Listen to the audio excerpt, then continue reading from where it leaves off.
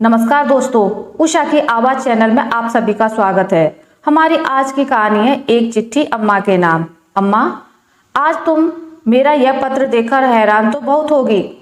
इस इलेक्ट्रॉनिक्स युग में अब भला कौन पत्र लिखता है, पर सच कहूं तो दिल की बातों का किसी के सामने उजागर करने का आज भी इससे अच्छा कोई दूसरा माध्यम हो ही नहीं सकता।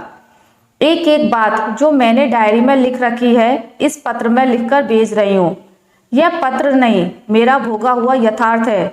आज मैं तुम्हें वह सब कुछ बताना चाहती हूँ जिसे पिछले 12 वर्षों से चाहकर भी तुम्हें बता नहीं पाई। यह सब शायद आज भी तुम्हें नहीं बता पाती अगर परिस्थितियां पहले जैसी ही होती। पर समय आ गया है अम्मा कि मैं अपने दिल में जमा उन सारी अंतर्वेदना को कह दूं जो परत दर परत शादी के बाद के 12 वर्षों से मन में एकत्रित हुई है। वैसे तो अम्मा बचपन से ही तुम मेरी माँ से ज्यादा मेरी सहेली रही हो। स्कूल से लेकर कॉलेज तक की हर छोटी बड़ी बात मैंने तुम्हें ही बताई, हर सुख दुख तुम्हारे साथ बांटे। कुछ भी तो नहीं छुपा था हम दोनों के बीच। शायद इसलिए ही आज तक हम दोनों के बीच आपकी औपचारिकता भी नहीं रही। मेरी शादी के बाद हम दोनों के बीच ढेर सारी बातें अधूरी और अनकही रही। इस दौरान बार बार तुम मुझे लिखती रहती कि अपने कुशल मंगल के आगे भी कुछ अपने बारे में लिखा कर। तुम्हारे संक्षिप्त चिट्ठियों से तंग आ गई हूँ। ऐसी बात नहीं थी अम्मा कि मैं अपने साथ होते दुर्व्यवहार को तुम्हें लिखना नहीं चाहती थी या लिखती नहीं थी।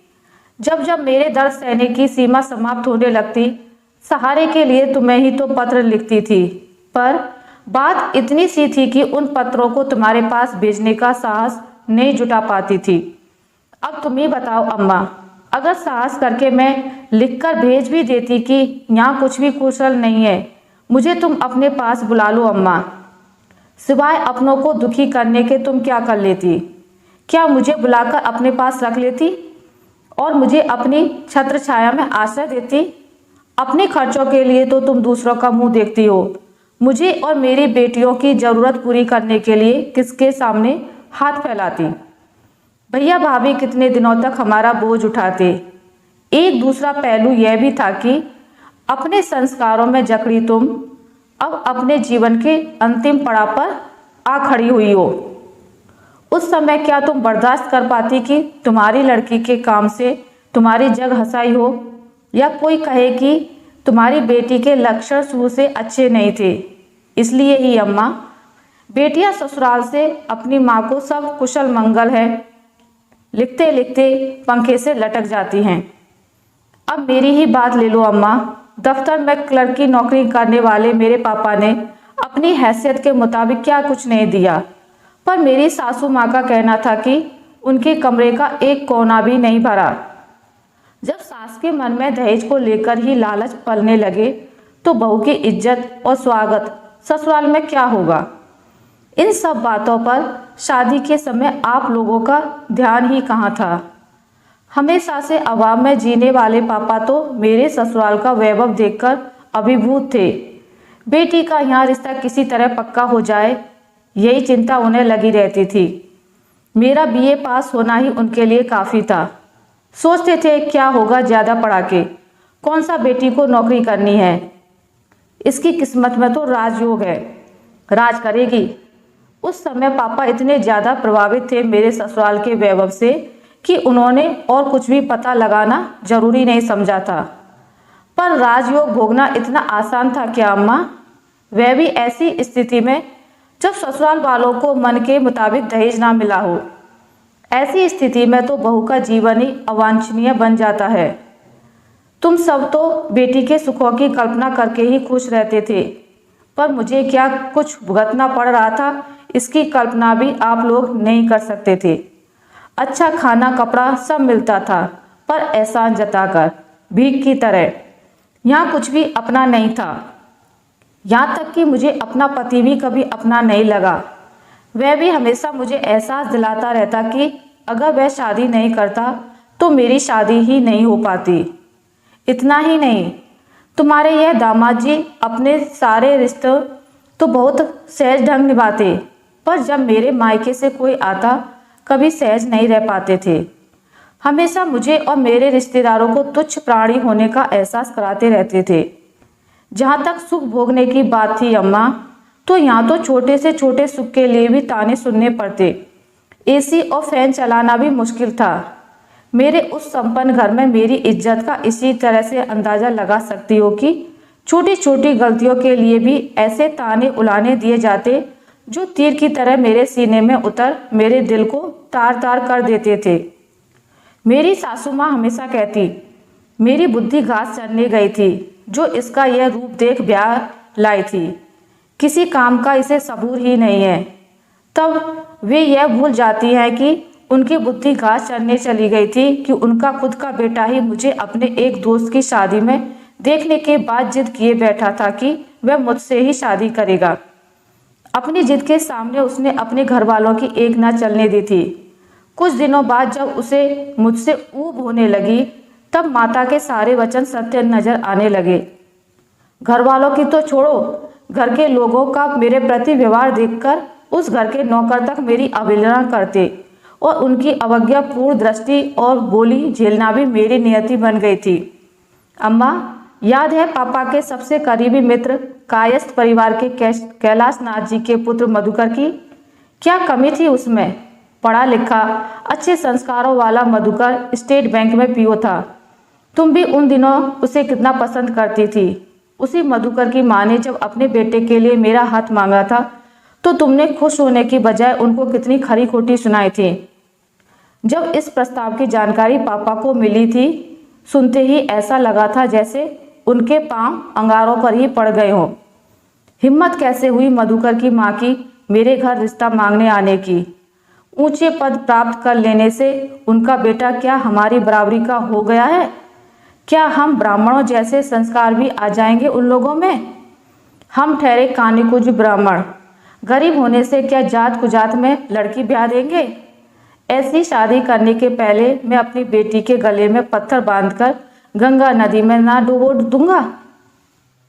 फिर पापा ने मुझे निर्दोष को भी कम प्रताड़ित नहीं किया था और जैसे ही आदित्य के घर से शादी का प्रस्ताव आया था, सिर्फ उसकी जाति और संपत्ति देखकर झटपट मेरी शादी उससे करवा दी थी।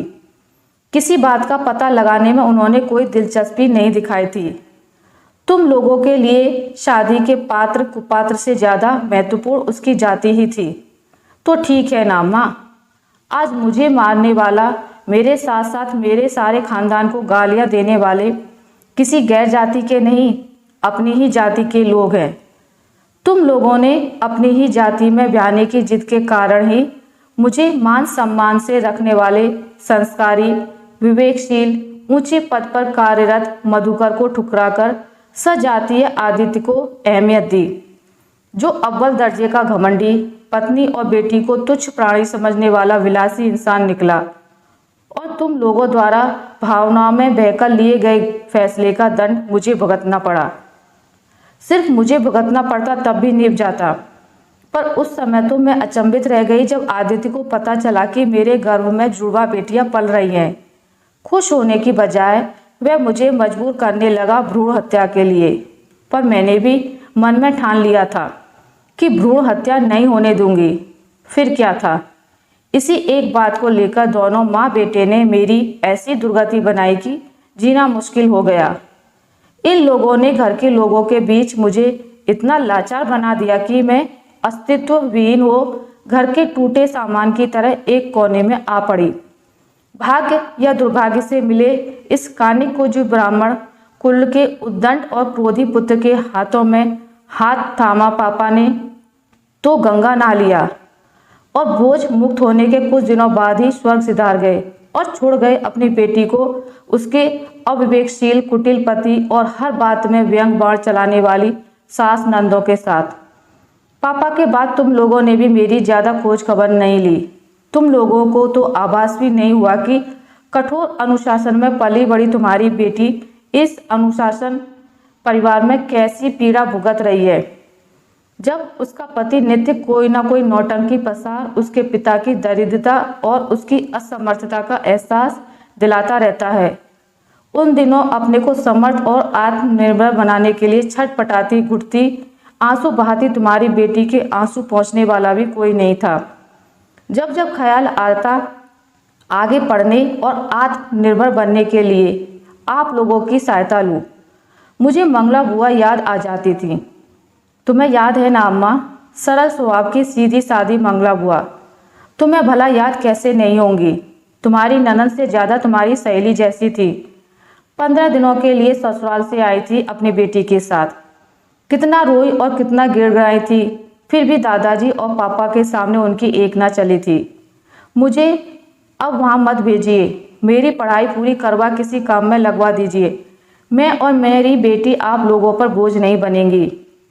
मैं कोई ना कोई काम करके उसे पाल लूँगी। उनकी आंखों की वेदना ने उस छोटी उम्र में भी मेरे चित्त को व्याकुल कर दिया था, पर दादाजी की आंखों से निकलती आग की लपटों ने मंगला बुआ को कैसे सहमा दिया था। तुम्हें याद है ना, उनकी मिन्नतों को दादाजी ने उनका दुस्साहस समझ कैसी चेतावनी दी थी। मंगला, तुम कभी इस भ्रम में मत रहना कि हम अपनी ब्याही बेटी को अपने घर बिठा बिरादरी में अपनी नाक कटवाएंगे। हमें इस घर की दूसरी बेटियां भी ब्याहनी हैं, इसलिए अपने घर लौट जा और वहीं सामंजस्य बिठा जीना सीख।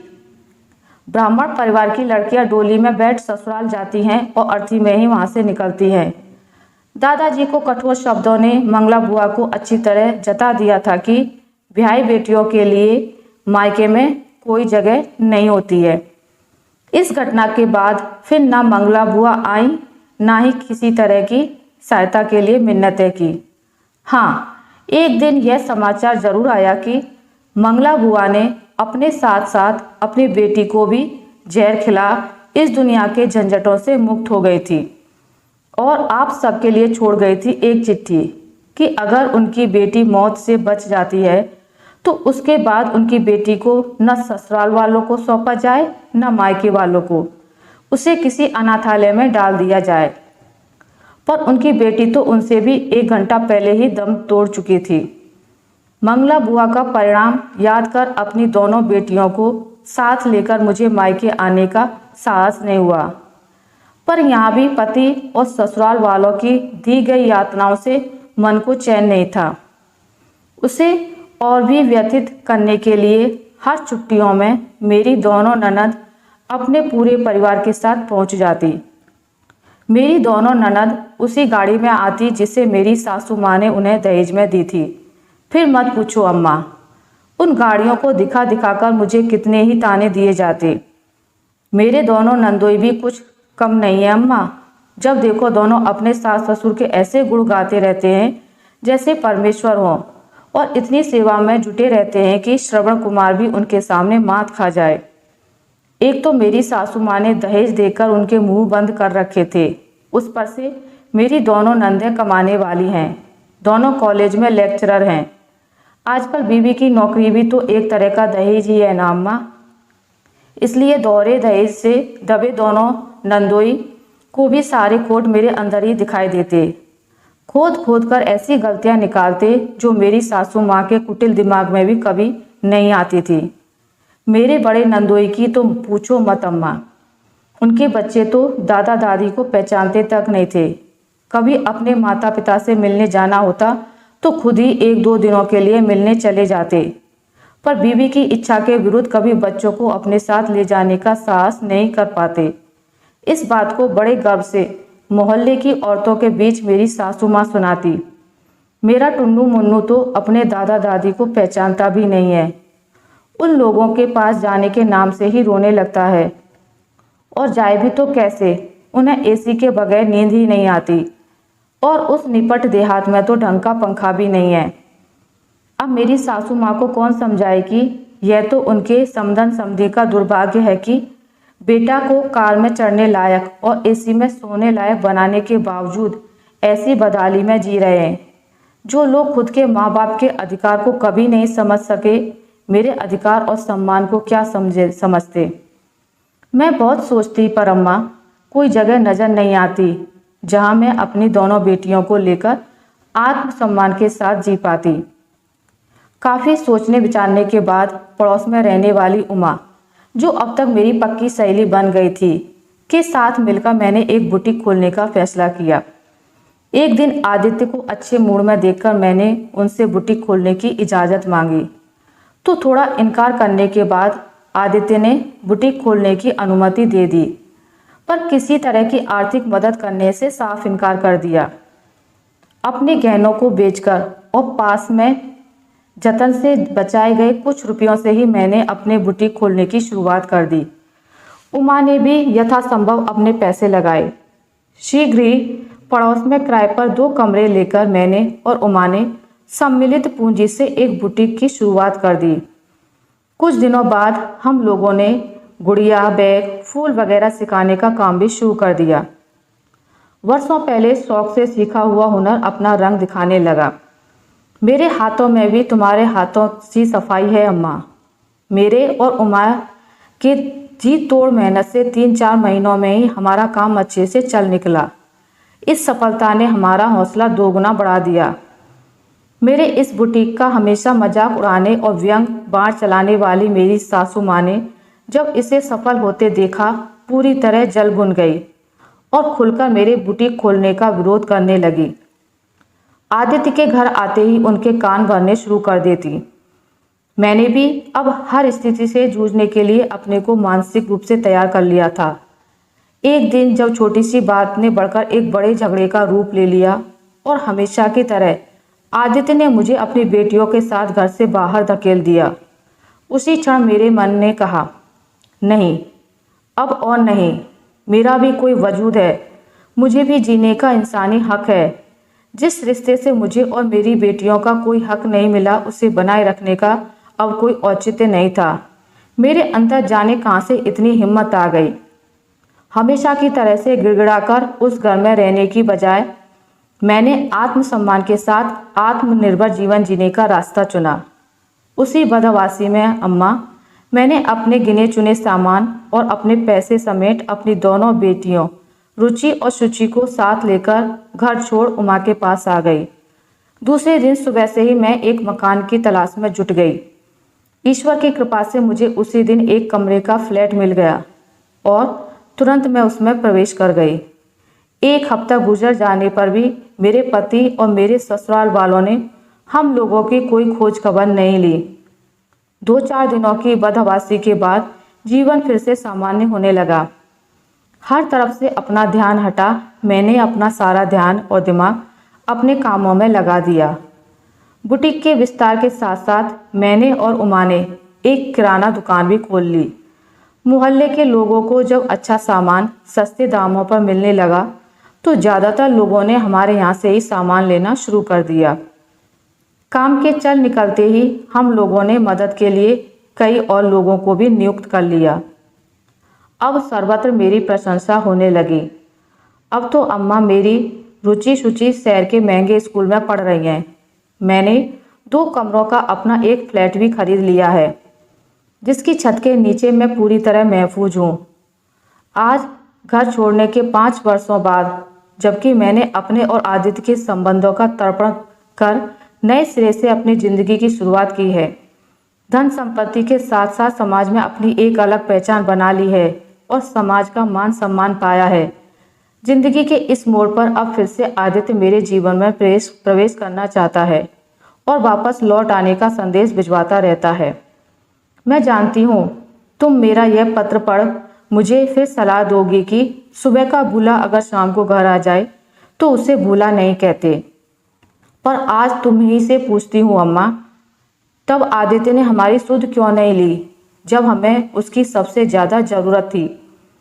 तब उसे हमारी याद क्यों नहीं आई जब अकेले मैं अपनी दोनों बेटियों के साथ समाज के लोगों द्वारा लगाए गए तरह तरह के लांछनों, तानों और अवहेलना की पीड़ा सहकर अपने अस्तित्व को बचाने की कोशिश कर रही थी? तब तो वह विरोधियों के खेमे में बैठा मेरा मजाक उड़ाता रहता था। तुम्हें जानकर दुख होगा अम्मा, पर मैं क्या करूं? कभी मुझे आदित्य ने इतने दुख दिए थे कि एक भी कोमल तार नहीं बचा जिसके सहारे मैं लौटने की सोच सकूं। अब तो मेरे सामने बस एक ही लक्ष्य है, अपनी बेटियों का भविष्य संवारना और उन्हें आत्मनिर्भर बनाना। अच्छा अम्मा, अब मैं पत्र समाप्त करती हूँ। मेरी अंतर वेदना ने इसे काफ़ी लंबा बना दिया है। अंत में तुमसे यही अनुरोध है अम्मा कि मेरा कुशल मंगल जानने के लिए सिर्फ पत्र मत लिखना। अगर तुमको लगे कि मेरा फैसला सही है तो तुम खुद आकर मुझे और मेरी बेटियों को आशीर्वाद दो, अपना प्यार और सहारा दो और मेरे पास रहो, जिसके लिए मेरा मन वर्षों से तरस रहा है। अम्मा, भैया भाभी और बच्चों को भी संग में लाना। अब यहाँ उनका कोई अपमान नहीं करेगा। तुम सबके प्यार और आशीर्वाद की प्रतीक्षा में, तुम्हारी बेटी प्राची। आशा करती हूँ आपको मेरी आज की कहानी अच्छी लगी होगी। अगर आपको मेरी कहानी अच्छी लगी है तो इसे लाइक करें, ज़्यादा से ज़्यादा शेयर करें और अगर आप मेरे चैनल पर नए हैं तो इसे सब्सक्राइब करना ना भूलें। मिलते हैं एक नई कहानी के साथ, तब तक के लिए नमस्कार।